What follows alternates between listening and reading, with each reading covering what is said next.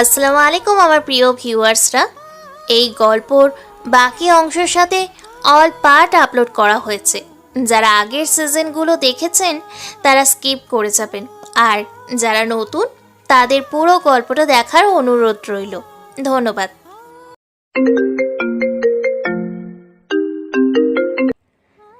আকাশের কথা শুনে এরা তো কান্না করেই চলেছে। থেমে গেলে কেন? তারপর কি হয়েছে? তারপর হ্যাঁ বলো, তারপর কি হলো? আমাদের গাড়িটা নিচে পড়ে যায়। এরপর আমাদের মধ্যে কি হয়েছে তা আমার জানা নেই, কিন্তু 1 মাস পর আমার যখন জ্ঞান ফিরল তখন আমি একটা হসপিটালের বেডের উপর শুয়ে আছি। আমি তখন চারপাশে তাকিয়ে শুধু তোমাকেই খুঁজেছি, কিন্তু তোমাকে পাইনি। তোমাকে খুঁজতে থাকি, কিন্তু 1 মাস ধরেও তোমার কোনো খোঁজ খবর পাইনি। অন্যদিকে আমি তোমার বাবাকেও খুঁজতে থাকি, কিন্তু ওনাকে পাইনি। তোমার বাড়িতে গিয়ে জানতে পারি ওনাকে কেউ নাকি মেরে ফেলেছিল। আমি ওনার জন্য অনেক কেঁদেছি। কি, আমার বাবা মারা গিয়েছে? আমিও তখন এটা ভেবে নিয়েছি, কিন্তু পরে আমি ওখান থেকে বাংলাদেশে চলে আসি।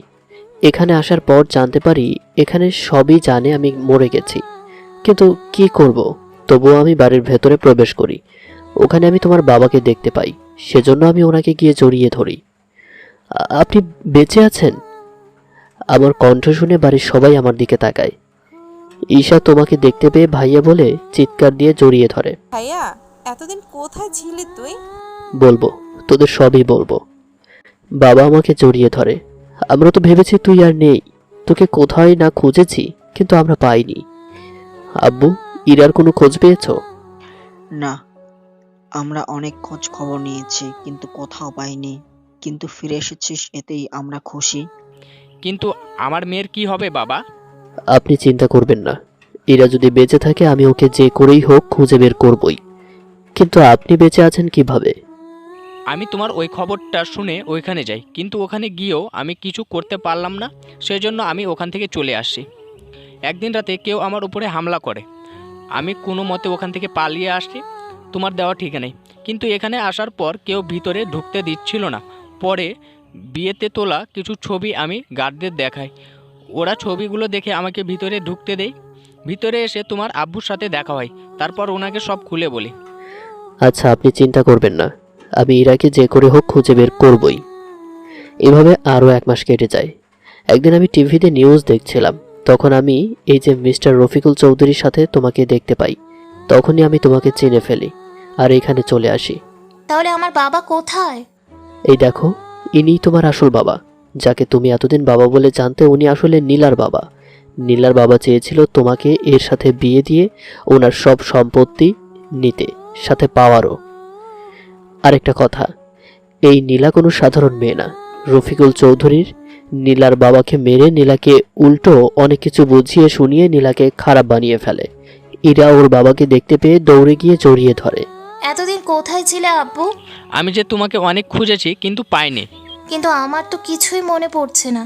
কারণ ওই অ্যাক্সিডেন্ট হওয়ার পর তোমার মাথায় আঘাত লাগার কারণে তুমি সবকিছু ভুলে গিয়েছো।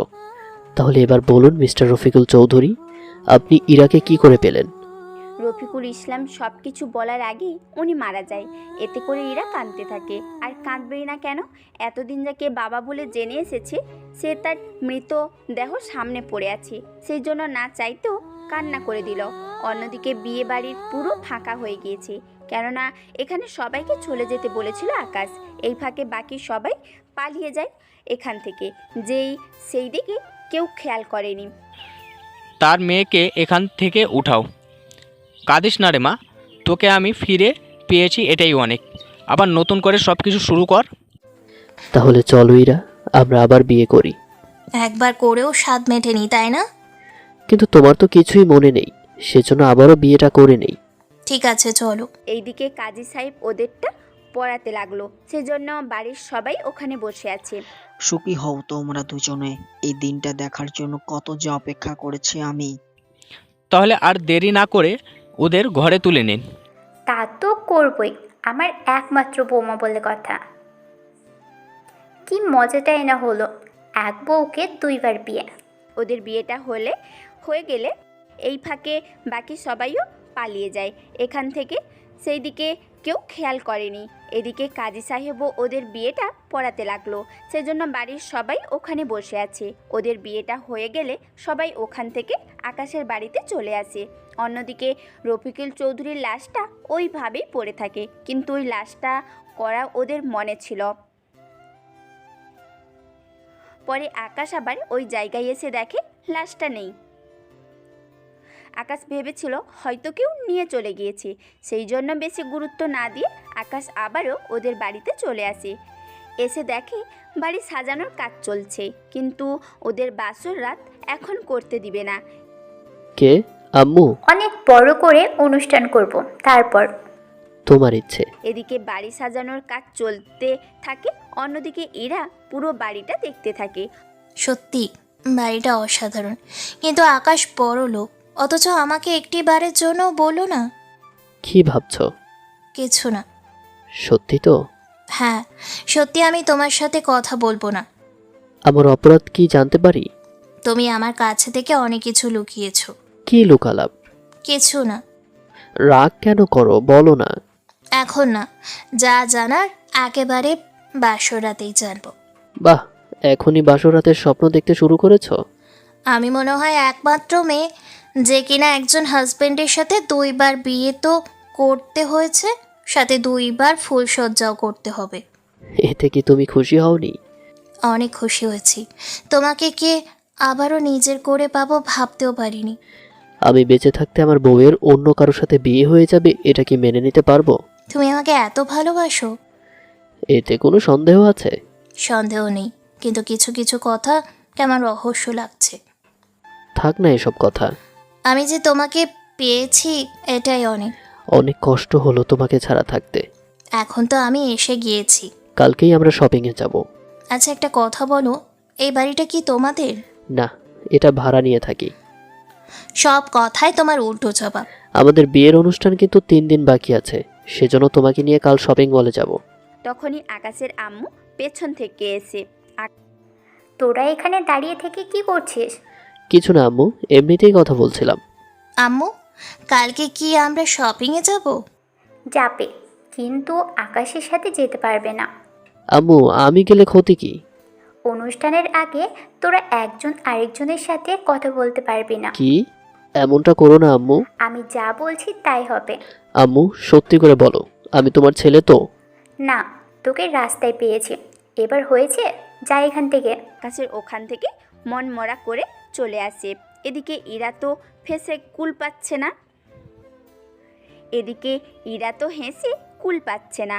পরের দিন সকালে আকাশের আম্মু ইরা আর ঈশাকে নিয়ে শপিং মলে যায়। অন্যদিকে আকাশ ইরার আব্বু শফিকুল ইসলামকে নিয়ে অন্য আরেকটা শপিং মলে যায়। আব্বু, একটা কথা জানার ছিল। হ্যাঁ বলো। এখানে আসার পর আপনার কোনো অসুবিধা হয়নি তো? মানে আমি বোঝাতে চাচ্ছি যে কেউ আপনাকে এখানে আছেন বলে খারাপ কিছু বলেনি তো? না বাবা, তোমার বাবা মা সত্যি অনেক ভালো।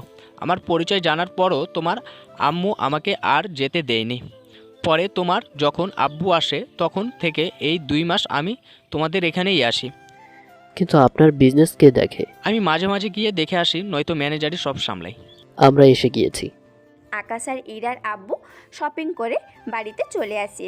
অন্যদিকে ইরা ঈশা তো শপিং করছে, কিন্তু ইরা বেশি দামি জিনিস কিনতে চায় না। কি হলো ইরা, তুমি এত সস্তা দেখে শাড়ি কেন কিনছো? আসলে আপনাদের কাছে তো টাকা নেই, তাছাড়া বাড়িটাও ভাড়া থাকেন, সেই জন্য ভাবছি শুধু শুধু আপনাদের খরচ বাড়িয়ে লাভ নেই। ইরার কথা শুনে ঈশা আর ওর আম্মু দুজনেই হেসে দেয়। ভাবি, তোমাকে সব কথা কে বলছে? তোমার ভাইয়া, আর কে বলবে? টাকা নিয়ে চিন্তা করো না, তোমার যা পছন্দ হয় তাই কিনো। এরপর ইরা ওর পছন্দ করে অনেক কিছু কেনে। ওদের কেনাকাটা শেষ করে ওরা সবাই বাড়িতে চলে আসে। পরের দিন ওদের বিয়ের অনুষ্ঠান শুরু হয়।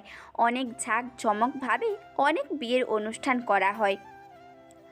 অনুষ্ঠান শেষে ইরা আর আকাশকে ওদের রুমে নিয়ে যায়। দুজনে রুমে ঢুকে দরজা আটকে খাটের ওপর গিয়ে বসে। আজ রাতে আমরা দুজনে কি?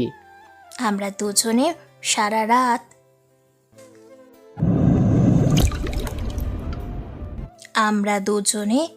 আজ সারা রাত বসে বসে গল্প করব। আমি তো ভেবেছিলাম তুমি... আমি কি? না থাক, এখন বলো কি নিয়ে গল্প করবে। তুমি আমাকে মিথ্যে কেন বলেছিলে? কোন ব্যাপারে? মনে হচ্ছে কিছুই জানো না। আরে না বলে বুঝবো কি করে যে তুমি কোন ব্যাপারে কথা বলতে চাইছো? ঠিক আছে, তাহলে বলে ফেলি। হ্যাঁ বলো। আমাদের বিয়ে হয়েছিল তা তুমি আমাকে একবারের জন্য বলনি কেন? যেদিন তোমাকে প্রথম ভার্সিটিতে দেখেছি ওই দিন যদি তোমাকে বলতাম ইরা আমি তোমার স্বামী, তাহলে কি তুমি মেনে নিতে? কখনো না। তাহলে নিশ্চয়ই বুঝতে পারছো আমি কেন বলিনি। যদি তোমাকে এসব কথা বলতাম তাহলে তো তুমি কখনোই বিশ্বাস করতে না, উল্টো আমার ক্ষতি করার জন্য উঠে পড়ে লাগতে। এটা মেনে নিলাম, কিন্তু যিনি আমাকে এত বছর লালন পালন করেছে তিনি যে আমার আসল বাবা না, তা তো বলতে পারতে। এতে কি লাভ হতো এটা বলার পর? এটা বলার পর আরও তুমি আমার কথা বিশ্বাস করতে না, উল্টো ওই লোকটা আমাকে মারার জন্য লোক ফিট করতো। এতে করে আমি তোমাকে আবারও হারিয়ে ফেলতাম। এই জন্যই তোমাকে যখন আমি দেখেছি আমার মনে হচ্ছিল আমি তোমাকে অনেক বছর থেকে চিনি, সেই জন্য চাইলেও তোমার সাথে খারাপ ব্যবহার করতে পারতাম না। যেখানে ছেলেরা আমার সাথে কথা বলতে ভয় পেত, কিন্তু দেখো সেখানে তুমি এত সাদাসিধে ভাবে থাকো, কিন্তু তোমাকে আমার ভালো লেগে যায়। এটাও প্রথমে আমাকে একটু ভাবিয়েছিল। এখন যদি তোমার সব প্রশ্ন শেষ হয়ে থাকে তাহলে কি ঘুমাবো? এখনো শেষ হয়নি। আচ্ছা ঠিক আছে, তাহলে বাকি প্রশ্নগুলো করতে থাকো। তোমার সাথে আমার প্রথম দেখা কোথায় হয়েছিল? বাংলাদেশে। মিথ্যে বলবে না, আমি বাংলাদেশ এসেছি, তাও 2 ঘন্টা ছিলাম। 2 ঘন্টার মধ্যে 30 মিনিট গাড়িতে ছিলাম। ওখান থেকে চৌধুরী অফিসে যাই, ওখানে 30 মিনিট ছিলাম, কিন্তু এই 30 মিনিটে আমার মুখ শুধুমাত্র চৌধুরী সাহেবের ছেলে পর্যন্ত দেখেনি। তাহলে তুমি কি করে দেখলে? কেন, তুমি যখন লিফট করে আসছিলে তখন তোমার একটু নার্ভাস লাগছিল, কিন্তু লিফটে তোমার বান্ধবী তোমার হাত ধরে তোমাকে সাহস যোগায়। ওখান থেকে তুমি চৌধুরী সাহেবের ছেলের কেবিনে যাও, কিন্তু উনি তোমার দিকে ফিরেও তাকালো না, কারণ উনি তো তোমাকে লিফটের ভেতরে দেখেই প্রেমে পড়ে গিয়েছিল। সেজন্য উনি চায়নি তুমি ওনার আসল পরিচয় জেনে ওনার সাথে বন্ধুত্ব করো, সেজন্য। এইসব কথা তুমি কি করে জানো? কারণ ওই ছেলেটা আর কেউ না, আমি। কি? আমি ওই ছেলে যে কিনা তোমাকে প্রথম দেখেই ভালোবেসে ফেলি। তুমি যখন চলে যেতে চাইছিলে আমি তোমার ফাইলে কিছু সমস্যার কথা বলে তোমাকে রেখে দেই, যাতে করে তোমাকে বুঝতে পারি। কিন্তু ততদিন আমি বুঝে গিয়েছি তুমি কোনো বড় লোকের ছেলেকে বিয়ে করবে না, কারণ ওরা সবসময় টাকার পেছনে দৌড়াতে দৌড়াতে নিজের বউকেই সময় দেয় না। পরে তুমি চলে যাওয়ার পর আমিও লন্ডনে চলে আসি, এখানে ছদ্মবেশ ধারণ করে থাকি, যাতে করে তোমার মন জয় করতে পারি। বাহ, আমাকে পাওয়ার জন্য কত কিছুই না করেছিলে। করব না? 10টা না 5টা না, একটা মাত্র গার্লফ্রেন্ড আমার, কি করে ছেড়ে দেই? ইরা আকাশকে জড়িয়ে ধরে। সত্যি আমি অনেক খুশি তোমাকে আবারও আমার জীবনে ফিরে পেয়েছি, কিন্তু যদিও আমার অনেক কিছু মনে নেই। চিন্তা করো না, আস্তে আস্তে তোমার সব মনে পড়ে যাবে। আমার যদি সব মনে পড়ে যায়, তখন যদি আমি তোমাকে ভুলে যাই, তখন কি হবে? সব কিছু মনে পড়ে গেলে তুমি এখন যেমন আমাকে স্বামী হিসেবে জানো, তখনও ঠিক স্বামী হিসেবেই মেনে নেবে। কি বলো? আমার অতীত মনে পড়লেও আমি তোমাকে স্বামী হিসেবে চিনে নিব, না পড়লে তো এখন আছোই। ঠিক তাই। এখন যদি তোমার সবগুলো প্রশ্নের উত্তর পেয়ে থাকো তাহলে এবার একটু রোমান্স করি। যা দুষ্টু। ওরা দুজনে রোম্যান্স করতে ব্যস্ত, কিন্তু আমাদের পাঠকদের মনে হচ্ছে ওনারা কিছু গুলিয়ে ফেলছে, তাই তো? আরে গুলিয়ে ফেলবেই না কেন, গল্পটা তো এমনই যেসব কাহিনী মনে রাখার মতো না, কিন্তু লেখককে তো সব কিছু বুঝিয়ে লিখতে হয়, তাই না? তবুও যদি কেউ কোনো জায়গায় না বুঝে থাকেন তাহলে কমেন্ট করে প্রশ্নটা বলবেন, আমি বোঝানোর চেষ্টা করব। চলুন এবার গল্পে ফেরা যাক। পরের দিন সকালে ইরা আগে উঠে ফ্রেশ হয়ে বের হয়ে আসে। ইরা ফ্রেশ হওয়ার পর আকাশও ফ্রেশ হতে চলে যায়। তখন বাজে ঠিক সকাল 10টা। ঈশা ওদের দরজার সামনে এসে, ভাইয়া তোদের কি হলো? মাসি কখন থেকে ডাকছে। তুমি যাও ঈশা, তোমার ভাইয়া ফ্রেশ হয়ে নিক, তারপর আমরা আসছি। ঠিক আছে ভাবি, তাড়াতাড়ি আসবেন। ঈশা ওখান থেকে চলে যায়। তখনই ইরা ওয়াশরুমের দরজার সামনে দাঁড়িয়ে। এই আকাশ, আর কতক্ষণ লাগবে? আমার ডাকছে তো। আমি তোয়ালে আনতে ভুলে গেছি, ওটা একটু নিয়ে আসো না। আনছি। ইরা তোয়ালা আলমারি থেকে নিয়ে আসে। আকাশ দরজা একটু ফাঁক করলে, এই নাও। আকাশ ইরার হাত ধরে ইরাকেও ওয়াশরুমের ভেতরে ঢুকিয়ে নেয়। কি করছো? ছাড়ো, কেউ দেখলে কি ভাববে? কেউ দেখবে না। দরজা খোলা, যদি বাহিরে কোনো লোক রুমের ভিতর চলে আসে?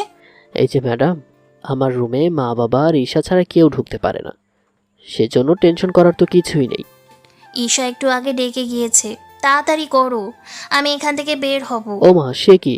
তোমাকে কি এখানে এনেছে বের করে দেওয়ার জন্য? তাহলে কি জন্য? কেন, তুমি বুঝো না? না। ওকে, তাহলে আমি বুঝিয়ে বলছি।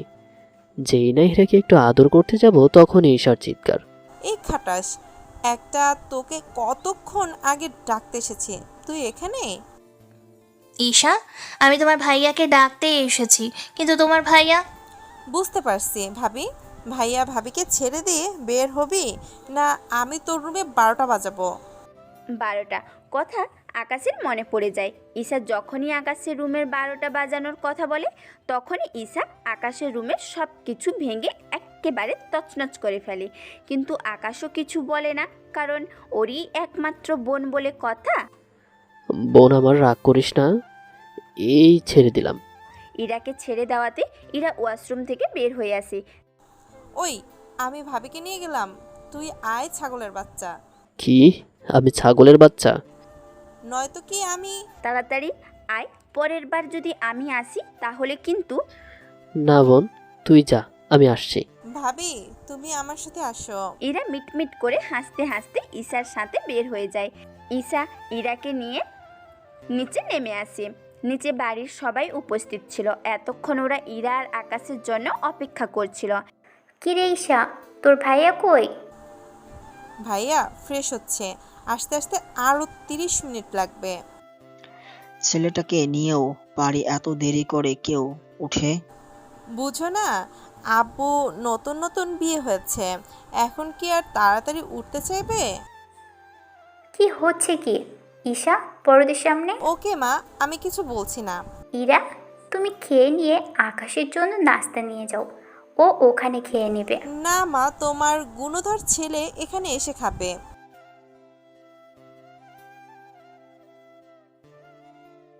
ভাইয়া ঠিকই তোদের ভয় নাই, কিন্তু আমি যতক্ষণ আছি কোনো চিন্তা নেই, আমি সব সামলে নেব।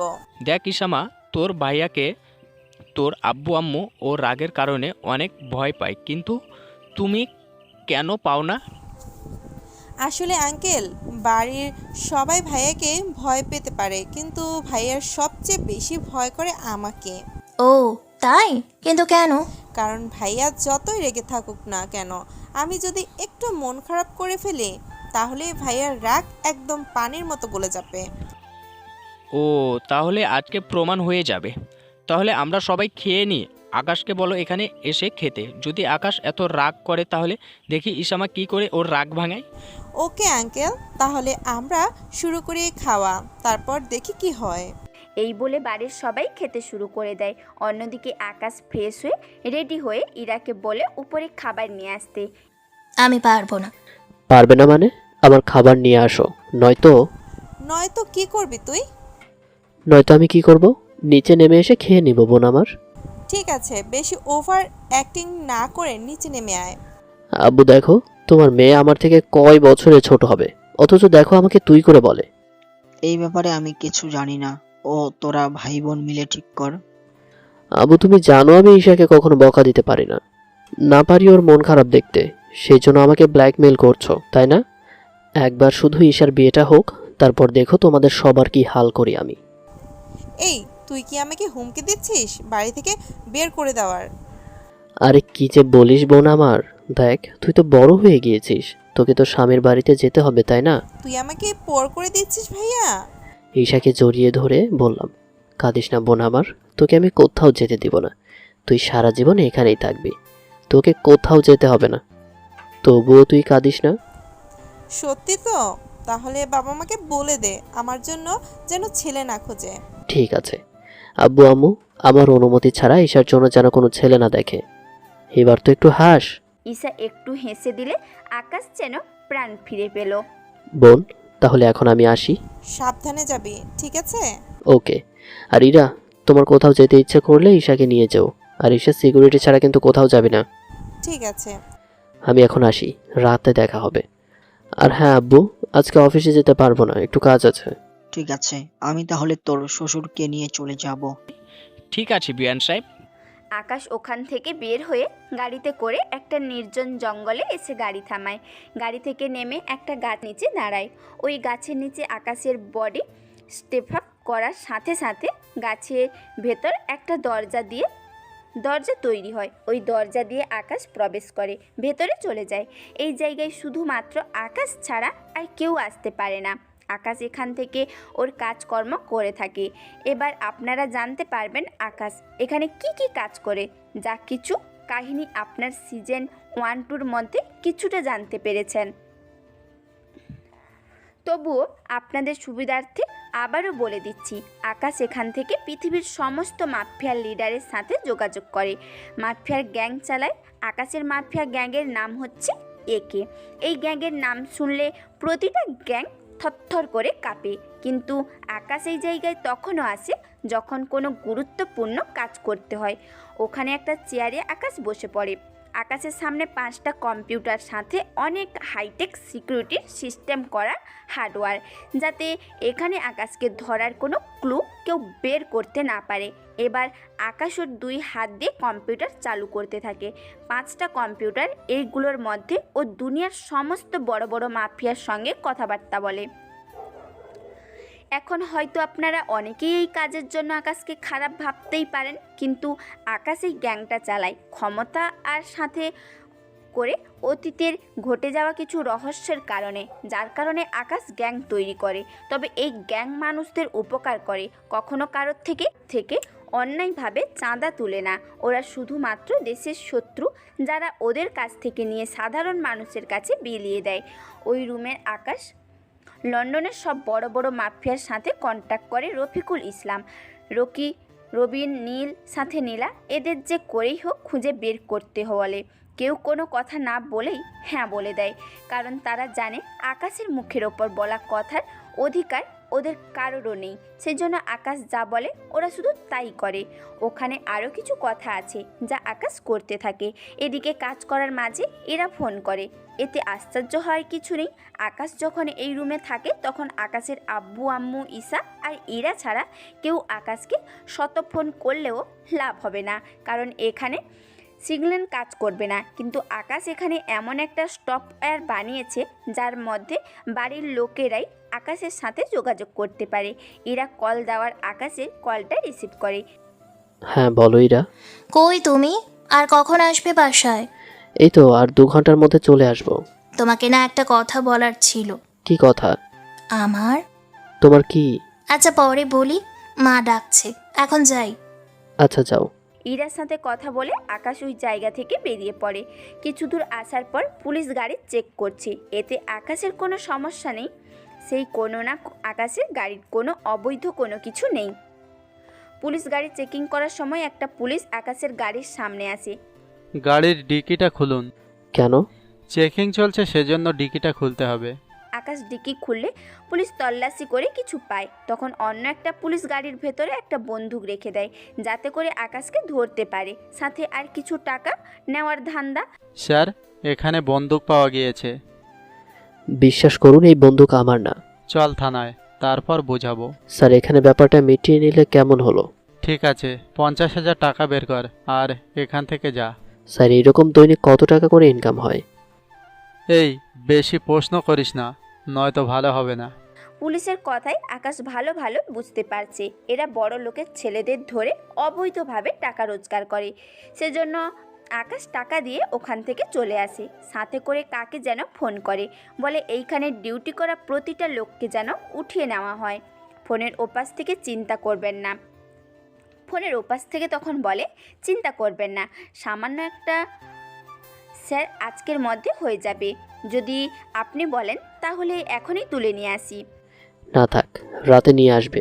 এখন হয়তো অনেকে বলবেন আকাশ তো অনেক বড় মাফিয়া, তাহলে ও কেন সামান্য কয়েকটা লোককে ওঠানোর জন্য কাউকে ফোন করবে?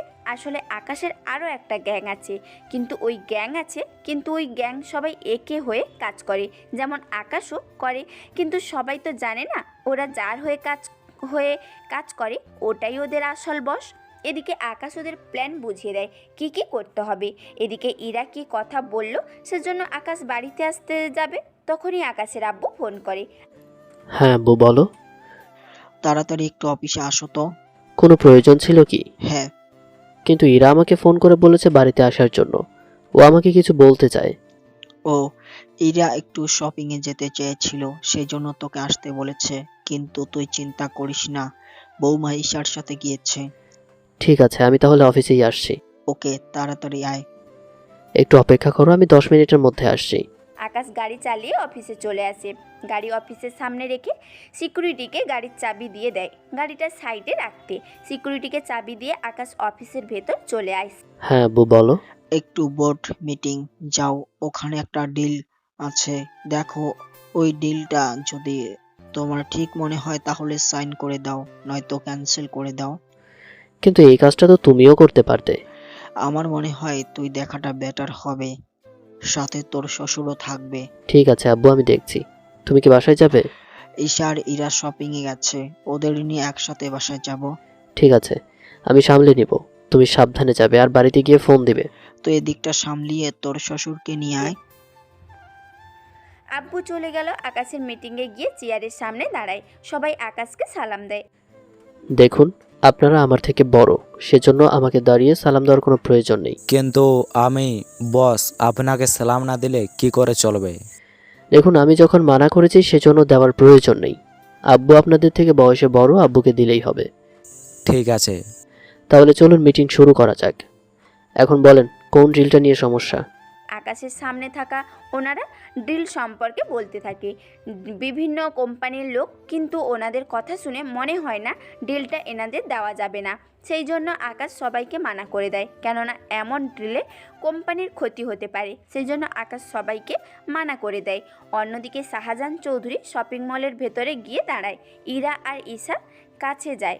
শাহজাহান চৌধুরীকে দেখে সবাই সালাম জানায়। উনি সালামের উত্তর দেয়। তোদের হলো? হ্যাঁ আব্বু, আমাদের হয়ে গেছে, চলুন। ঈশা কই? এই তো আব্বু, হয়ে গিয়েছে, চলো তাড়াতাড়ি। শাহজাহান চৌধুরী ওদের নিয়ে বাসায় চলে আসে। এদিকে রাতও হয়ে যায়।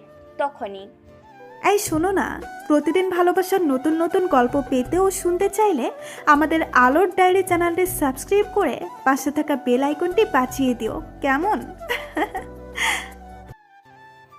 এইদিকে রাত হয়ে যায়। তখনই আকাশের ফোনে কল আসে। এইদিকে রাত হয়ে যায়, তখনই আমার ফোনে কল আসে। হ্যাঁ বলো। স্যার, আপনি যাদের তুলে আনতে বলেছেন ওদের নিয়ে আসছি। এখন কি করব ওদের? চেয়ারের সাথে বেঁধে রাখো, তবে দেখবে যাতে পালাতে না পারে। আমি এখন আর আসবো না, তোমরা ওদের বেঁধে রেখে চলে যাও, বাকিটা কাল বলবো। ঠিক আছে স্যার। আকাশ গাড়ি চালিয়ে গাড়িতে চলে আসে। বাড়িতে ঢুকে প্রথমে আকাশ ওর মাকে ডাক দেয়। আম্মু। কখন এলি? আর এভাবে চেঁচাচ্ছিস কেন? মা, আমার ক্রেডিট কার্ডটা কোথাও খুঁজে পাচ্ছি না। কি বলিস এসব? এই দেখো, কেউ এটা ব্যবহার করে 70 লক্ষ টাকা খরচ করে ফেলেছে। আমি এখনই গিয়ে কার্ডটা বন্ধ করে দেব, সাথে মামলাও করব। মামলা করতে হবে না, কার্ড আমার কাছেই আছে। কথাটা বলতে বলতে ইরা আর ঈশা নেমে এলো। তুমি আমার কার্ড কোথায় পেলে? তুমি তো দেখছি বিয়ের পর সবই ভুলে যাচ্ছ, কোন দিন না আমাকেই ভুলে যাও। এদিকে আকাশ ভ্যাবলার মতো তাকিয়ে আছে। যা বাবা, আমি আবার কি ভুলে গেলাম? তুমিই তো সকালে কার্ডটা দিলে শপিং যাওয়ার জন্য। কই, আমার তো মনে পড়ছে না। তুমি থাকো তোমার মন নিয়ে, আমি গেলাম। আরে কোথায় যায়? ঠিক আছে দিয়েছিলাম, কিন্তু তাই বলে 70 লাখ টাকা খরচ করলে কিভাবে? তুমি কি ভুলে যাচ্ছ এখন কোন মাস চলছে? যা বাবা, টাকার সাথে মাসের সম্পর্ক আবার হলো কিভাবে? সামনে রোজা, সেই খেয়াল কি আছে তোমার? ও যা, আমি তো ভুলেই গিয়েছি। কিন্তু আমাদের বাসায় তো 12 থেকে 15 লাখ টাকা হলে রোজার মাস চলে যায়। ইরা এবার রেগে। ঠিক আছে, তোমাকে তাহলে সব খুলে বলতেছি। চলুন একটু ফ্ল্যাশব্যাকে আসি। আজ সকালে আমি আর ঈশা যখন শপিংয়ে যাচ্ছিলাম, তখন অনেক অসহায় লোকজনকে দেখলাম রাস্তায়। সেই জন্য আমরা ওনাদের শপিংয়ে নিয়ে গেলাম, সাথে অনেকগুলো পোশাক কিনে দিলাম। এরপর সামনে তো ভাবলাম রোজা, সেই জন্য ওনাদের পুরো রোজার মাস সাথে ঈদ, সেই জন্য আমরা ওনাদের সব কিছু কিনে দিয়েছি। তার জন্য এত টাকা খরচ হয়ে গিয়েছে।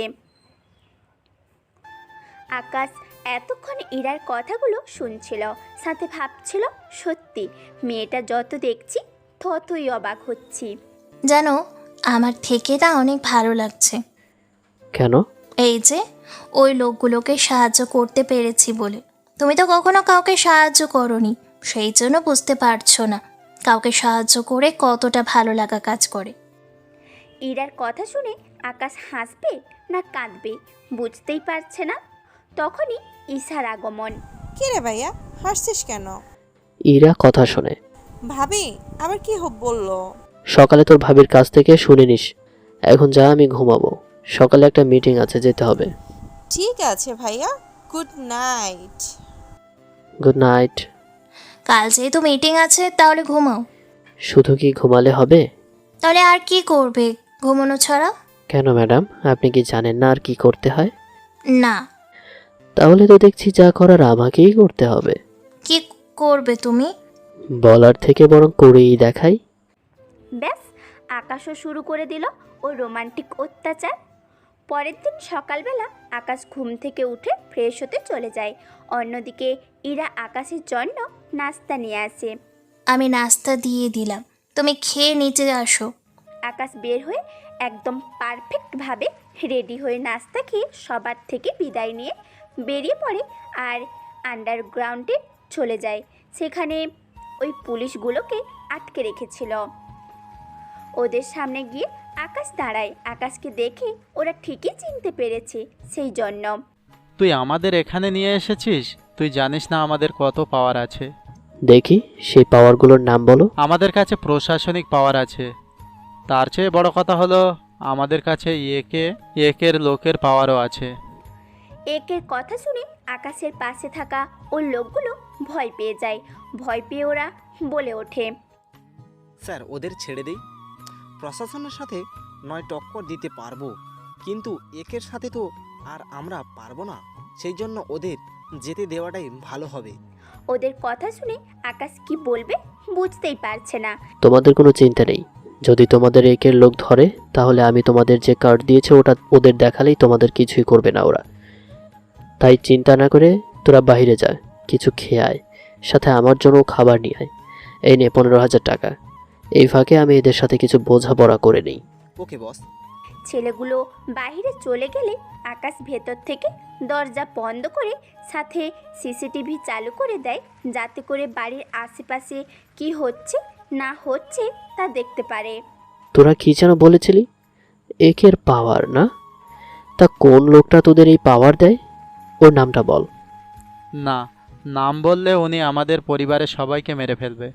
নাম না বললে আমি তোদের মেরে ফেলবো। আমাদের কেন মারবেন? আমরা না হয় ওই দিন আপনার সাথে অনেক খারাপ ব্যবহার করেছি, তাই বলে আমাদের এভাবে মেরে ফেলতে পারেন না। তোদের কি মনে হয় এই কারণে তোদের উঠিয়ে এনেছি? তাহলে তোরা কত টাকা ঘুষ হিসেবে খেয়ে অনেক রেপ কেসও তোরা বন্ধ করে দিয়েছিস। এছাড়াও অনেক খারাপ কাজ আছে যা নাই বললাম। ঘুষ খেতে খেতে টাকার পাহাড় বানিয়ে ফেলেছিস, সেজন্য তোদের মরতে হবে। কারণ তোরা বেঁচে থাকলে দেশের সাধারণ লোক কখনোই আইনের উপর আস্থা রাখতে পারবে না। প্লিজ এবারের মতো মাফ করে দিন। না, তোদের এই পাপের ক্ষমা নেই। আকাশ ওই পুলিশগুলোর হাতে চাকু ঢুকিয়ে দেয় এবং ওদের বুকে ঘুষখোর লিখে দেয় চাকু দিয়ে। ওরা ব্যথায় অনেক কান্না করছিল, কিন্তু আকাশের মন সেই কান্নায় একটুও খলেনি। ওদের এইভাবে রেখে দেয়। পুলিশগুলো ব্যথায় চিৎকার করে কাঁদতে লাগলো। অন্যদিকে আকাশের লোকজন খাবার নিয়ে এসে দেখে ওদের এই অবস্থা। ওরা কোনো কথা জিজ্ঞেস না করে খাবার নিয়ে বসে পড়ে, সাথে আকাশও। ওরা সবাই মিলে নাস্তা খেয়ে নেয়। আকাশ ওদের প্ল্যান বলতে থাকে কি কি করতে হবে। স্যার চিন্তা করবেন না, যেমনটা বলবেন ঠিক তেমনটাই হবে। ঠিক আছে, তবে সাবধানে কাজটা করবে। আমি এখন যাই, প্রয়োজন হলে ফোন দিবি, তবে আমি ফোনটা রিসিভ করছি কি না তা শিওর হয়ে তারপর কাজের কথা বলবি। চিন্তা করবেন না স্যার, হয়ে যাবে। তাহলে তোমরা কাজ করো, আমি যাই। আকাশ ওখান থেকে বাইর হয়ে অফিসে চলে আসে। অফিসে এসে ওর কাজ করতে থাকে। তখনই ঈশার কল আসে। ঈশা কল থেকে আকাশ বারবার একটু অবাক হয়, কেননা ঈশা কোনোদিন আজ পর্যন্ত এই অসময়ে আকাশকে কল করেনি। সেজন্য তাড়াতাড়ি কলটা রিসিভ করে। হ্যাঁ বল ঈশা। ভাইয়া ভাইয়া কি হয়েছে বোন আমার, তুই ঠিক আছিস তো? আর তোর কণ্ঠ এমন শোনা যাচ্ছে কেন? ভাইয়া আমি ভার্সিটি থেকে গাড়ি নিয়ে আসছিলাম, পথে কয়েকটা ছেলে ওদের গাড়ি দিয়ে আমার গাড়িটা আটকায়, তারপর আমাকে কোথায় যেন নিয়ে আসে। বোন আমার তুই চিন্তা করিস না, আমি আছি তো। তুই শুধু এটা বল আশেপাশের অবস্থা ভাইয়াকে জানা। আমাকে একটা রুমের ভেতর রেখে দিয়েছে। ভাইয়া আমার না খুব ভয় করছে। দেখ বোন, একদম ভয় পাবি না। তুই তোর লোকেশন ভাইয়াকে শেয়ার কর, ভাইয়া আসছি। ঠিক আছে ভাইয়া, পাঠাচ্ছি। ঈশা লোকেশন পাঠালে আকাশ দেরি না করে গাড়ি নিয়ে বেরিয়ে পড়ে। লোকেশনের মাধ্যমে জানতে পারে আকাশ গাড়িতে করে গেলে 3 ঘন্টা লাগবে, কিন্তু আকাশের হাতে এত সময় নেই। সেজন্য আকাশ ওর প্রাইভেট হেলিকপ্টার করে রওনা দেয়। সাথে করে কিছু আর্মস বোম নেয়, কেননা ওখানে কি হতে চলেছে তা আকাশ জানে না। সেজন্য সাথে করে সব কিছু নিয়ে যাওয়া। হেলিকপ্টার করে 30 মিনিটের আকাশ ওই লোকেশনে চলে গেল। দূর থেকে একটা বাড়ি দেখতে পেল, তবে বাড়ির আশেপাশে কোনো গার্ড নেই। সেজন্য আকাশ বাড়িটার পাশে যায় এবং দরজা খুলে দেখে ঈশার সাথে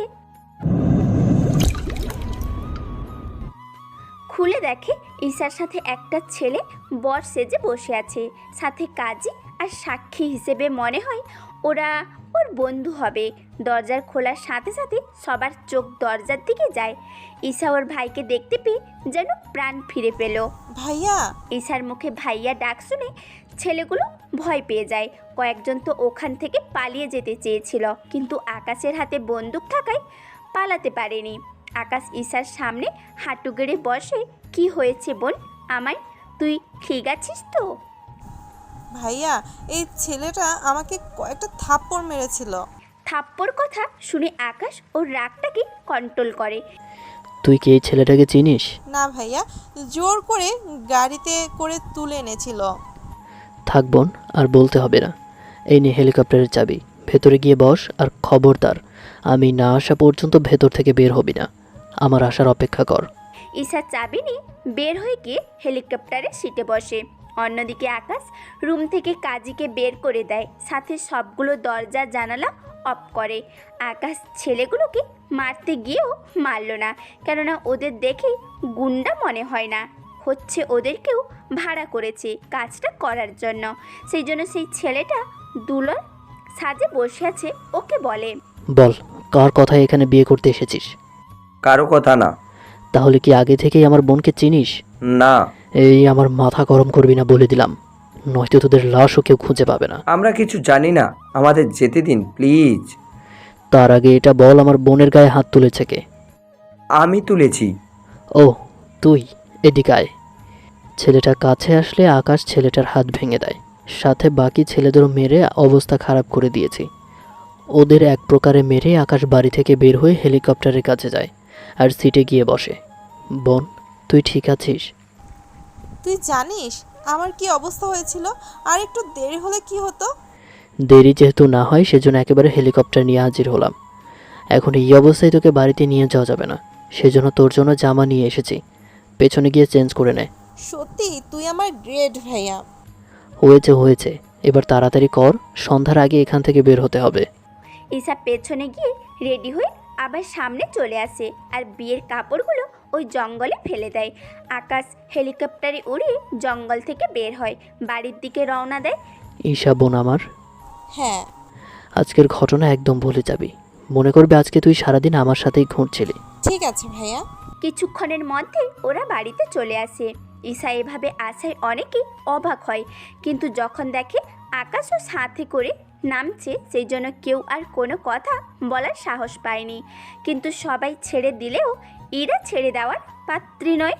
এই যে মিস্টার, সারাদিন বোনকে নিয়ে ঘুরলে হবে? ঘরে যে একটা বউ আছে, ওটা দিকেও তো একটু নজর দিতে পারেন। এই রে, বড়দের সামনে কি বলে ফেললাম, ছি কি লজ্জা। এই মেয়েটা কখনো বড় হলো না, কী কথা কোথায় বলতে হবে তার কমন সেন্স পর্যন্ত নেই। ননসেন্স। কথাগুলো মনে মনে বললাম। কথাগুলো তো মনে মনেই বলা দরকার। আপনারাই বলুন, এই সব কথা কি আর সবার সামনে বলা হয়? সবাই, আমি একটা কথা বলে দেই, এই পরিবারে যদি আমি কাউকে সবচাইতে বেশি ভালোবেসে থাকি সে হচ্ছে ঈশা, তারপরের সিরিয়ালে বাকিরা। কি? তাহলে আমি কোথায়? তুমি হ্যাঁ বলো, তাহলে আমার জায়গা কোথায়? দেখো, তুমি আমার একমাত্র বউ, সো আমার সব ভালোবাসা তো তুমিই পাবে। ঈশা তো পাবে শুধু ভাইয়ের ভালোবাসা, তুমি পাবে স্বামীর। ব্যাস হয়ে গেল। যদি বাসায় দ্বিতীয় কেউ চলে আসে? দ্বিতীয় কেউ বলতে? এই ধরো তুমি আরেকটা বিয়ে করে বউ নিয়ে একেবারে সোজা বাসায় চলে আসলে। আমি যে পরিমাণ হ্যান্ডসাম, সাথে আমার যে টাকা পয়সা আছে তা 5টা বিয়ে করলেও আমার টাকা শেষ হবে না, বরং ভালোই হবে। অনেকগুলো বাচ্চা কাচ্চা হবে, ওরা আমাকে আব্বু বলে ডাকবে, তোমাকে বড় মা বলে ডাকবে। এদিকে ইরা রাগে একেবারে ফেটে যাচ্ছে। তা দেখে ঈশা বলে ওঠে, ভাইয়া কি হচ্ছে কি এসব? আমার ক্ষুধা লেগেছে। আরে বোন, আগে বলবি না? ইরা, খাবার দাও, অনেক ক্ষুধা লেগেছে। ফ্রেশ হয়ে নিচে আসো। ওকে মাই ডিয়ার, বলে ইরার কপালে একটা ভালোবাসার পরশ দিয়ে চলে গেলাম। এই পরশটা পেয়ে ইরা তো অনেক খুশি। মনে হচ্ছে এতক্ষণ ওর সাথে যা যা হয়েছে ওর কিছুই মনে নেই। সেজন্য একেবারে নাচতে নাচতে রান্না করতে চলে যায়, তরকারি গরম করতে। এদিকে আকাশ উপরে চলে যায় ফ্রেশ হতে, সাথে ঈশাও। ওরা ফ্রেশ হয়ে আসলে ইরা ওদের খাবার বেড়ে দেয়। আকাশ খেতে থাকে, কিন্তু ঈশা এখনও ওর ঘটনার চিন্তা, আসলে মন খারাপ হয়ে যায়। আকাশ ঈশার দিকে তাকিয়ে দেখে মন খারাপ করে বসে আছে, কিছুই খাচ্ছে না। কি রে ঈশা, বসে আছিস কেন? খা। আমার যে খেতে ইচ্ছে করছে না। আকাশ বুঝতে পেরেছে ঈশার মনে এখনো ভয়টা কাজ করছে। ঠিক আছে, আমি তোকে খাইয়ে দিচ্ছি। তখনই আমি ঈশার পাশের চেয়ারে বসে ঈশাকে খাইয়ে দিচ্ছি। অন্যদিকে ইরা তো রাগে ফেটে যাচ্ছে। ঈশা, তোর নাকে কিছু পোড়া গন্ধ আসছে? কোনো ভাইয়া না তো। আমার কেন যেন মনে হচ্ছে কারোর মন পড়ছে। কথাটা বলে যে ইরার দিকে তাকালাম, ইরা ওর হাতে থাকা জগটা ফ্লোরে আছাড় মেরে ভেঙে নিজের রুমে চলে যায়। ভাইয়া তুইও না শুধু শুধু ভাবিকে জ্বালাস। আকাশ, ইরাও কিন্তু সেই ভর দুপুর থেকে কিছু খায়নি। ঠিক আছে, তুমি আমাকে একটা প্লেটে খাবার দাও, আমি নিয়ে যাচ্ছি। আম্মু একটা প্লেটে খাবার সাজিয়ে দিয়ে গেলে আকাশ ওই প্লেটটা নিয়ে রুমে আসে। রুমে এসে দেখে ইরা মুখ গোমরা করে শুয়ে আছে। সেজন্য আকাশ আস্তে আস্তে ইরার পাশে গিয়ে বসে আর ওর বাহুতে হাত দেয়। এই ইরা, ইরা রাগ করে না লক্ষ্মীটি, প্লিজ। তুমি তোমাকে একটুও ভালোবাসো না, তাহলে আমার কাছে কেন এসেছো? কে বলেছে আমি তোমাকে ভালোবাসি না? বলার কি আছে, যা দেখার তাই তো দেখেই নিলাম। ও, এই ব্যাপার। তুমি জানো আজকে কি হয়েছে? না বলে জানবো কি করে? তা আগে চলো তোমাকে খাইয়ে দেই। না, আমি খাবো না। দেখো, তোমাকে খাইয়ে কিন্তু আমি বের হব। তুমি যদি না খাও তাহলে কিন্তু আমি আর বাসায় আসবো না। আসতে হবে না। ঠিক আছে, তাহলে আমি গেলাম। তবে মনে রেখো, আমাকে ফোন করেও কিন্তু তুমি পাবে না কয়েকদিন। করবো না তোমাকে ফোন, যাও তো। ঠিক আছে, যাচ্ছি, পরে কিন্তু আফসোস করবে। কথাটা বলে আকাশ রুমের দরজা পার হলে ইরাও দৌড়ে এসে দরজার সামনে দাঁড়ায়। কি ব্যাপার, তুমি না বললে আসবে না? আমি তোমার জন্য আসিনি, যেখানে যাচ্ছ যাও। 3 দিনের জন্য যাচ্ছি। ইরা ভাবছে আকাশ ওর রাগ ভাঙানোর জন্য মিথ্যে বলেছে, কিন্তু আকাশ যে 3 দিনের জন্য একটা মিশনে যাচ্ছে, ওই মিশনে শুধু খুন আর খুন ছাড়া কিছুই হবে না। আকাশ বাড়ি থেকে বের হওয়ার সময় ইরাকে জড়িয়ে ধরে। এরকম জড়িয়ে ধরাতে ইরাও কিছু বুঝতে পারেনি। নিজের খেয়াল রাখবে, বাই। ওখান থেকে আকাশ বের হওয়ার সময় শাকিল আর অন্তরকে ফোন করে এয়ারপোর্টে আসার জন্য, কেননা এরা 3 জন এখন জাপানে যাবে। জাপানে কেন যাবে তা একমাত্র অবশ্যই আকাশই জানে। এইদিকে শাকিল আর অন্তর এয়ারপোর্টে এসে যায়। একটু পর আকাশও আসে। বন্ধু, আমরা ওখানে কেন যাচ্ছিল? ওখানে গেলেই বুঝতে পারবি। এখন ভেতরে চল, দেরি হয়ে যাচ্ছে। ওদের দেশে থাকা আমাদের মাফিয়ার লিডারের সাথে কি কানেক্ট করা যাবে? আমরা যে এখানে এসেছি তা যেন কেউ জানতে না পারে। তাহলে ওখানে আমাদের অস্ত্র ব্যবস্থা করে দিবে কে? চিন্তা করিস না, আমার লোক আছে, ওরা ব্যবস্থা করে রাখবে। এখন চল ভেতরে গিয়ে বসা যাক। ওরা 3 জন ভিতরে গিয়ে বসলো, কেননা প্লেন ছাড়তে এখনো অনেক দেরি আছে। তখন টিভিতে নিউজ চলছিল, আর নিউজটা হলো ঢাকা শহরের ভিতরে আবারও খুন। তবে এভাবে খুন করা হয়েছে ঢাকা এসিপি আর ওনার সাথে থাকা দুজন ইন্সপেক্টর ও অনেক নির্মমভাবে হত্যা করা হয়েছে। এদের 3 জনের লাশ হাইওয়ের পাশে ময়লার স্তূপে পাওয়া যায়। পুলিশ এখনও তদন্ত করে যাচ্ছে, কিন্তু কোনো সূত্র পায়নি। তবে খুন করার ধরন দেখে এটা বোঝা যায় খুনি প্রতিশোধ নেওয়ার জন্যই খুন করেনি, কেননা অনেক সাধারণভাবে ওদের মারা হয়েছে ছুরি দিয়ে। আগে কি হয়েছে না হচ্ছে জানতে আমাদের চ্যানেলে চোখ রাখুন। ধন্যবাদ। এই এসিপি আর কে মারতে গেল? লোকটা তো অনেক ভালো ছিল। তুই কি আগে থেকে চিনতেও না কে? আরে না, উনি এখানে এসে তো অনেক গুন্ডাদের মেরে সোজা বানিয়ে তার হিসেব নেই। হয়তো ওখান থেকে কেউ ওনাকে মেরে ফেলেছে। কিন্তু এত বড় সাহস কার হতে পারে? তোর ভাবনা চিন্তা বন্ধ কর, এবার প্লেনে উঠতে হবে। আপনারা তো অনেকে ওই পুলিশগুলোর ব্যাপারটা ভুলে গেলেন। ওরা ওই পুলিশগুলো যাদের আকাশ তুলে নিয়ে এসেছিল, আর ও লোকেদের বলেছিল খুব সাধারণভাবে মেরে ওদের হাইওয়ের পাশে ময়লা স্তূপে ফেলে দেয়। ওরাও তাই করলো। আকাশ, অন্তর, শাকিল ওরা 3 জনই প্লেনে উঠে নিজের সিটে বসে পড়ে। ওদের 3 জন সিটেই কিন্তু একসাথে, মানে ওরা একটা 3 সিটে ভিআইপি কেবিন নিয়েছে, আর ওই কেবিনেই ওরা 3 জন বসে বসে গল্প করতে থাকে। অন্যদিকে প্লেন টেক আপ করে এরাও বসে বসে গল্প করতে থাকে। রাত যখন 12টা বাজে তখন আকাশ বাসায় না আসায় এরা বারবার আকাশকে ফোন দিয়ে যাচ্ছে, কিন্তু ফোন বন্ধ পাচ্ছে। পরে এরা ঈশার রুমে যায়, ওর শাশুড়ির রুমে যায়, ওনাদের জাগিয়ে আকাশের ব্যাপারে বলে। ওনারা সব জায়গায় খোঁজ খবর নেয় আকাশ নাকি কোথায় যায়নি, এবং কি অফিসেও না। তাহলে ও কোথায় যেতে পারে? ভাবি কান্না করো না। ভাইয়া কি তোমাকে যাওয়ার আগে কিছু বলেছে? ওর শুধু বলেছিল 3 দিনের জন্য কোথাও যেন যাবে। তাহলে তুমি ভাবি শুধু শুধু ভয় পাচ্ছ। তুমি তার চেয়ে বরং ঘুমিয়ে পড়ো। ঈশা, তুমিও আমার সাথে এসো না, আমার একা একা ভয় করছে। তুমি তো আগে একা একা ঘুমাতে। কিন্তু তোমার ভাইয়ার রুমটা অনেক বড়, তো তার সাথে সুইমিং পুল, বাগান, জিম অনেক বড়। একা একা ঘুমোতে অসুবিধা হয়। ঠিক আছে ভাবি। ওকে। ঈশা আসলে ইরাকে ওকে নিয়ে ঘুমিয়ে পড়ে। এদিকে আকাশ যে ফ্লাইটে আছে সেই ফ্লাইটটা হাইজ্যাক হয়েছে, কিন্তু আকাশদের আলাদা কেবিন হওয়ায় ওরা কিচ্ছু জানে না। অন্যদিকে প্লেনের সবগুলো যাত্রী ভয় পেয়ে যায়। হাইজ্যাকদের উদ্দেশ্য এই প্লেনকে ওরা ওদের দেশে নিয়ে যাবে, আর ওদের সরকারকে বলবে ওদের বসকে যেন ছেড়ে দেয়। তবে একদিক দিয়ে ভালো হলোই, প্লেনটা অন্য কোনো দেশে নয় বরং জাপানেই যাবে। এদিকে প্লেনে এত কিছু হয়ে যাচ্ছে, কিন্তু যারা ভিআইপি কেবিনে আছে ওনাদের মধ্যে কেউ কিচ্ছু জানে না। আর জানবেই বা কী করে বলুন? ওদের তো কোনো কিছুই জানানো হয়নি। এদিকে প্ল্যানটা গতিতে উড়েই চলেছে। আকাশও সব কিছু প্ল্যান করে রেখেছে ওরা ওখানে গিয়ে কি কি করবে না করবে। এরই মধ্যে আকাশ ওয়াশরুমে যাবে বলে ওর কেবিনের ভেতর থাকা ওয়াশরুমটা ইউজ করে, কিন্তু খিদে লাগার কারণে আকাশ কেবিন থেকে ফোন করে বলে খাবার দিয়ে যেতে। এভাবে 20 মিনিট হয়ে যায়, কিন্তু কোনো খাবারই এখনই আসলো না। সেজন্য আকাশ বের হয়ে নিচে আসলো ব্যাপারটা কি আসলে তা দেখার জন্য। কিন্তু আকাশ এখানে এসে দেখলো 10 জন লোক হাতে বন্দুক নিয়ে দাঁড়িয়ে আছে। তবে বন্দুকগুলো এক একটা অনেক আধুনিক। বুঝতে হবে জাপানে ইউজ করা অস্ত্র, খারাপ তো হতেই পারে না। এই যে আপনারা কারা?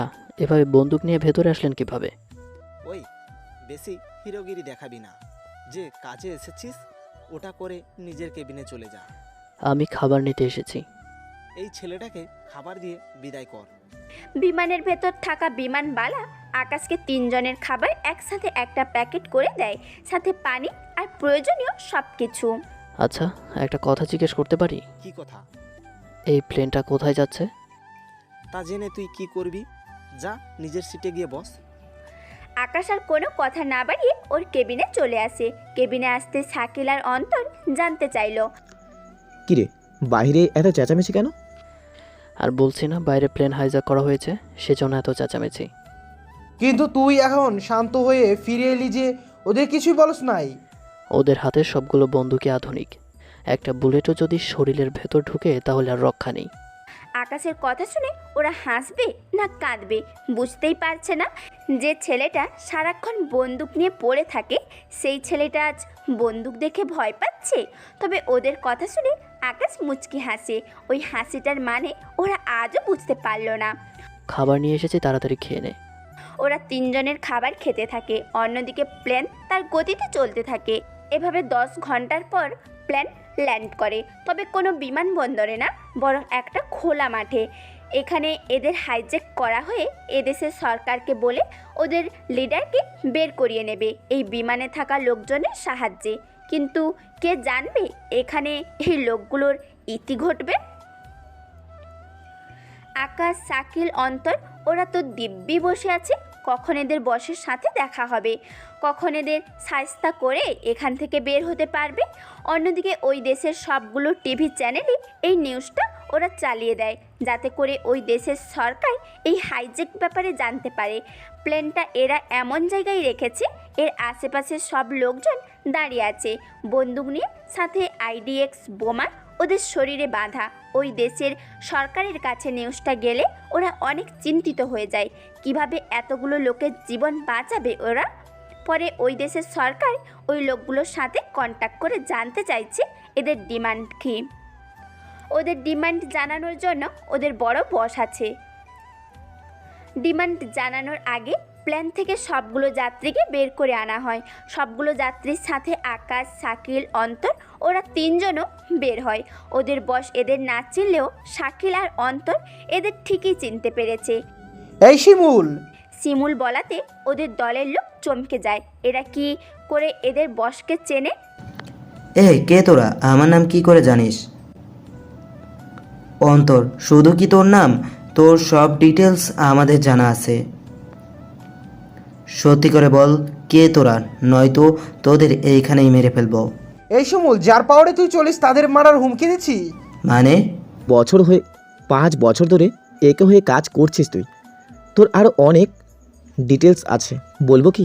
দেখ, আমার মাথা গরম করবি না, নয়তো এইখান থেকে বেঁচে ফিরতে পারবি না। তুই যার পাওয়ারে চলিস আমরাই হলাম তারা, AKSO। এবার কি চিনতে পেরেছিস নাকি আরও ডিটেলস বলতে হবে? শিমুল এই নামগুলো শুনে দৌড়ে গিয়ে আকাশের পা ধরে। মাফ করে দিন ভাই, আমরা চিনতে পারিনি আপনাদের, নয়তো এমন ভুল আমরা কখনো করতাম না। মাফ করতে পারি একটা শর্তে। তো কি শর্ত আপনার? সব শর্ত মানতে রাজি আছি। আমরা যে এই দেশে এসেছি তা কেউ যেন না জানতে পারে, আর এই প্লেনটা এয়ারপোর্টে দিয়ে আসার ব্যবস্থা কর। সাথে যাকে বাঁচানোর জন্য এই তোরা প্লেন হাইজ্যাক করেছিস ওকে ভুলে যা। সেজন্য তাড়াতাড়ি পাইলটকে বল প্লেন উড়ানোর ব্যবস্থা করতে। বস, আপনি যখন এই দেশে এসেছেন তখন কোনো কাজ তো অবশ্যই আছে, যদি সাহায্য প্রয়োজন হয় আমাকে অবশ্যই বলবেন।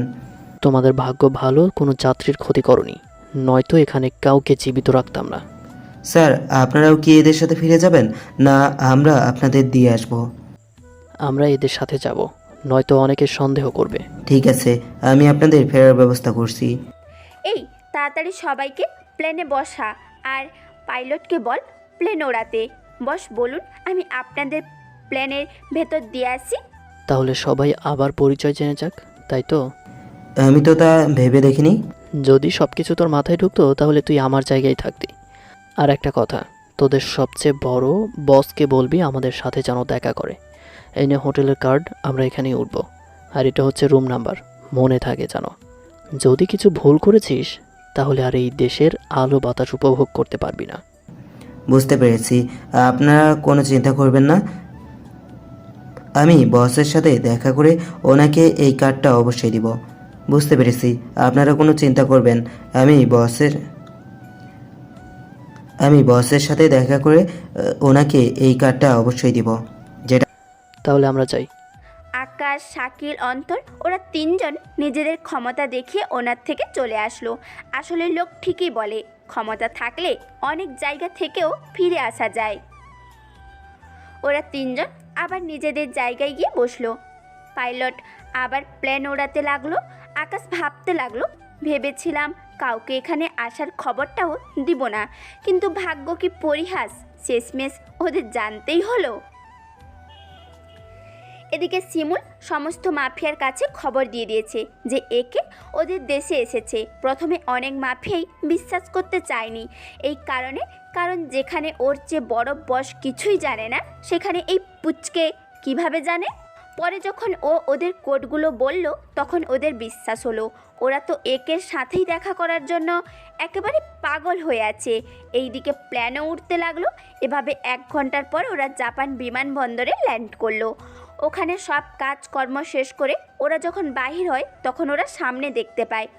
এই শোনো না, প্রতিদিন ভালোবাসার নতুন নতুন গল্প পেতে ও শুনতে চাইলে আমাদের আলোর ডায়েরি চ্যানেলটি সাবস্ক্রাইব করে পাশে থাকা বেল আইকনটি বাজিয়ে দিও, কেমন?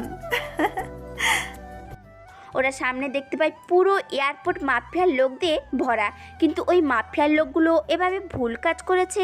সেটা হলো ওরা কেউ তো একে চেনে না, নাই ওরা সাথে থাকার ওর বন্ধুদের। মাফিয়ার লোক এসে ওইদিকে তাকাতে লাগলো, কিন্তু আকাশ না চিনতে পারায় ওরা খুঁজে পেল না এতে আকাশের জন্য সুবিধা হলো। সেই জন্য আকাশ ওদের দুজনকে নিয়ে ওখান থেকে বের হয়ে হোটেলে চলে আসে। একটা কথা বল, আমাদের এখানে আসার খবর কে দিল ওদের? কে আবার মাথা মোটা শিমুল হবে? ঠিক তো, আমরা যে এখানে আসছি তা তো ওই শিমুলই জানে। এই শিমুলকে তো আমি... আচ্ছা বাদ দে না, এখন প্ল্যান কর, কি জন্য এসেছিস আর কিভাবে কাজটা করবি। আমার সব ভাবা হয়ে গেছে। এখানকার সব বড় বড় মাফিয়া আসুক, বাকি প্ল্যান ওদের নিয়ে ডিসকাস করব। এখন তোদের কিছু বলতে পারছি না, তোরা রেডি হ, এই শহরটা একটু ঘুরে দেখি। কিন্তু আমরা আগে কিচ্ছু খেয়ে নি। আরে বন্ধু, বাইরে গেলেই তো খেতে পারবি। ও শিট, আমি তো আগে ভাবিনি। সব ভাবনা চিন্তা পরে হবে, এখন চল বের হই। আকাশ ওদের নিয়ে বের হয়ে একটা ট্যাক্সিতে ওঠে। কি, আমরা ট্যাক্সিতে যাব? তাই এখানে গাড়ি কোথায় পাবো? আকাশ, তুই একটা গাড়ি কিনে নে।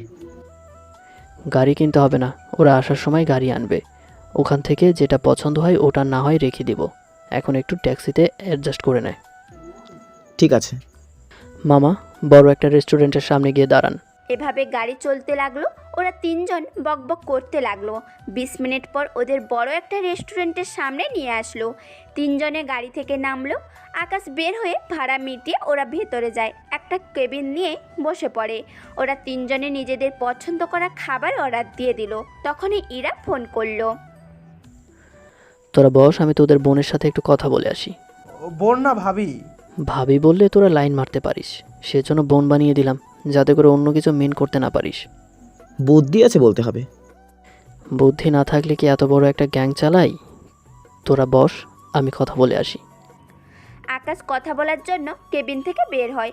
আকাশ ইরার সাথে প্রায় 15 মিনিটের মতো কথা বলে কল কেটে দেয়। এখন হয়তো অনেকের মনে প্রশ্ন জাগতেই পারে, আকাশ এই দেশে আসলো কিন্তু সিমও কিনলো না। তাছাড়া এক দেশের সিম অন্য দেশে তো নেটওয়ার্ক পাওয়া যায় না, তাহলে কল কিভাবে দিল? আসলে আকাশ যে কেবিনটা বুক করেছিল ওই কেবিনে ওয়াইফাই আছে, সেই জন্য আকাশ কেবিনে যাওয়ার ফলে ওয়াইফাই কানেক্ট করে আকাশ যে কেবিনটা বুক করেছিল ওই কেবিনে ওয়াইফাই আছে, সেই জন্য আকাশ কেবিনে যাওয়ার ফলে ওয়াইফাই কানেক্ট হয়। সাথে ইরাও ইমোতে কল করে আর আকাশ ইমোতে কথা বলে আবার কেবিনে চলে আসে। কিরে, কথা শেষ হলো? কথা শেষ না হলে তো এখানে আসতাম না। তোরাও নাকি বোকার মতো কথা বলিস। তোরা না খেয়ে বসে আছিস কেন? তোর জন্যই। নে বস, একসাথে খাই, আমার ক্ষুধা লেগেছে অনেক। ঠিক আছে, নে শুরু কর। ওরা সবাই খাওয়া শেষ করে। আকাশ খাবারের বিল মিটিয়ে ওরা রেস্টুরেন্ট থেকে একটা শপিং মলে যায়।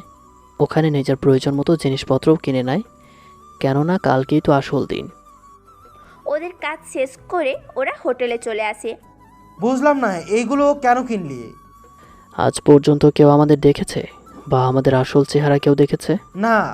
এইগুলো এই কারণেই কেনা হয়েছে যাতে করে কাল আমাদের চেহারা কেউ না চেনে। তাহলে আমরা ওদের সাথে যোগাযোগ করব কিভাবে?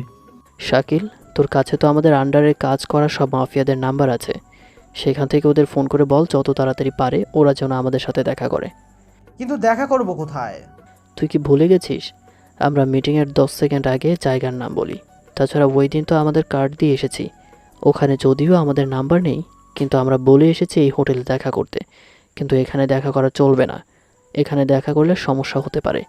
সেজন্য কাল আমি একটু বের হয়ে এখানকার আশেপাশে কিছু জায়গায় যাব। ওখান থেকে না হয় একটা জায়গায় বের করে ওদের জানিয়ে দেব। কিন্তু আমি আর অন্তর তাহলে কি করব? কি আর করবি, তোদের তো গার্লফ্রেন্ড নেই। এখানে খুঁজে দেখ কোনো বাংলাদেশের মেয়ে পাস কিনা। যদি পাস তাহলে পটিয়ে ফেল, দরকার হলে দেশে গিয়ে নিয়ে বিয়ে করবি। সত্যি আইডিয়াটা মন্দ না। রাখ তোর আইডিয়া, কিন্তু তুই একা একা যাওয়াটা কি ঠিক হবে? আমাকে নিয়ে তোদের টেনশন করতে হবে না, তোরা তোদের মতো ঘুরে দেখ আশপাশটা। আর এই নে ইয়েন, দরকার হলে খরচ করিস। আরে আমাদের কাছে তো অনেক টাকা আছে, তাহলে তুই কেন দিতে চাচ্ছিস? ঠিক আছে, তাহলে তোরা থাক, আমি গেলাম। আকাশ ওখান থেকে বের হয়ে আসে, সাথে ভাবতে থাকে আর হাসতে থাকে এইভাবে, কেননা ওরা এখন বাংলাদেশে না যেয়ে বললেই টাকা খরচ করবে, কেননা এটা জাপান, এখানে টাকা তো ওদের কাছে নেই, সেজন্য বাইরে গেলে তো আর কিছুই খেতেও পারবে না। সেজন্য আকাশের আফসোস হচ্ছে, কিন্তু কি করবে, ওরা এটা ভুলে গেছে ওরা এখন জাপানে। কি বলবে এখন, তো কিছুই করার নেই। এদিকে আকাশ আশেপাশে কিছু জঙ্গল ঘুরতে থাকে, কোথায় ও মিটিংটা করতে পারবে ওই রকম কিছু জায়গা বের করতে থাকে। ওই সময় শাকিল কল করে। হ্যাঁ বল, কোনো সমস্যা? আসলে আমাদের কাছে তো কোনো টাকা নেই, কি করব? যখন আমি ইয়েন দিতে চেয়েছি তখন তো নিতে মানা করেছিলি। কি করব, আমি তো ভুলে গেছি এটা বাংলাদেশ না। কত ইয়েন পাঠাতে হবে? এটা তো বেশি না, মাত্র 50,000 ইয়েন। কি, এত ইয়েন কি করে হলো? এমনিতেই হয়ে গেল। সত্যি করে বল, কোনো সমস্যা হয়েছে?